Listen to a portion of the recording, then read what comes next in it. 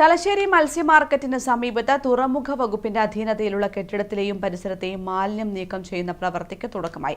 ജനകീയ പങ്കാളിത്തത്തോടെ നടന്ന ശുചീകരണം നഗരസഭാ ചെയർപേഴ്സൺ KM ജമുന റാണി ഉദ്ഘാടനം ചെയ്തു.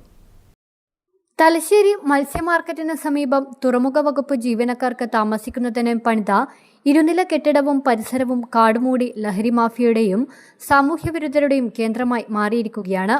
ഒപ്പം വിവിധ ഭാഗങ്ങളിൽ നിന്നും മാലിന്യങ്ങൾ കൊണ്ടുതള്ളാനുള്ള ഇടമായും ഇവിടം മാറി. വലിയ രീതിയിലുള്ള ആരോഗ്യ പ്രശ്നങ്ങൾക്കും മാലിന്യ നിക്ഷേപം ഇടയാക്കിയിരുന്നു. നിരന്തരമായ ആവശ്യങ്ങൾക്കും പ്രതിഷേധങ്ങൾക്കും ഒടുവിൽ കേന്ദ്രം ശുചീകരിക്കാൻ ഏവരും ഒറ്റക്കെട്ടായി മുന്നിട്ടിറങ്ങി.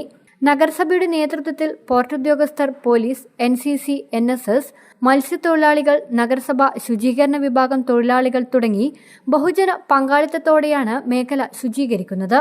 നഗരസഭാ ചെയർപേഴ്സൺ KM ജമുന റാണി ശുചീകരണ പ്രവൃത്തി ഉദ്ഘാടനം ചെയ്തു. അപ്പോൾ ഇന്നിത് വൃത്തിയാക്കുന്നതോടുകൂടി സമൂഹത്തിന്റെ വിവിധ മേഖലകളിലുള്ള ആളുകളുടെയൊക്കെ സഹായത്തോടെയാണ് ഇത് വൃത്തിയാക്കുന്നത്. അപ്പോൾ അതിനുശേഷം പോർട്ട് അത് വളരെ കാര്യമായി തന്നെ അതിൻ്റെ സൗന്ദര്യത്തോടു കൂടി സംരക്ഷിക്കാനുള്ളൊരു ശ്രമം അവരുടെ ഭാഗത്ത് ഉണ്ടാവും എന്നാണ് അവർ നേരത്തെ തന്നിട്ടുള്ള നിർദ്ദേശങ്ങൾ.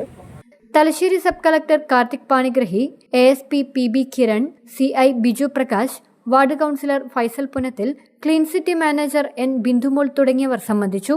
ശുചീകരണ പ്രവൃത്തിക്ക് ശേഷം പോർട്ട് ഉദ്യോഗസ്ഥർ ഇടപെട്ടുകൊണ്ട് സ്ഥലം സംരക്ഷിക്കാനാവശ്യമായ നടപടികൾ സ്വീകരിക്കാനാണ് തീരുമാനം.